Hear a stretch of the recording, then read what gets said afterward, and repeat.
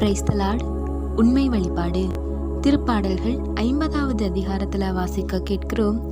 கடவுளுக்கு நன்றி பலி செலுத்துங்கள், உன்னதற்கு உங்கள் நேர்ச்சிகளை நிறைவேற்றுங்கள். துன்ப வேளைகளில் என்னை கூப்பிடுங்கள், உங்களை நான் காத்திடுவேன். அப்போது நீங்கள் என்னை மேன்மைப்படுத்துவீர்கள். நன்றி பலி செலுத்துவோர் என்னை மேன்மைப்படுத்துவர். தம் வழியை செம்மைப்படுத்துவோர் கடவுளாம் நான் அருளும் மீட்பை கண்டவர்.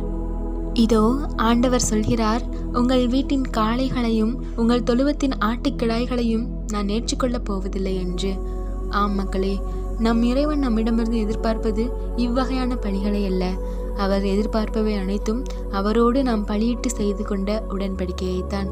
ஆம், அவர் விரும்புவது அதுவே. நாமும் இறைவனின் உடன்படிக்கைக்கு உட்பட்ட மக்களாக இறையாட்சியை பின்பற்றி இறை வார்த்தையின்படி வாழ்க்கையை நடத்துவோம்.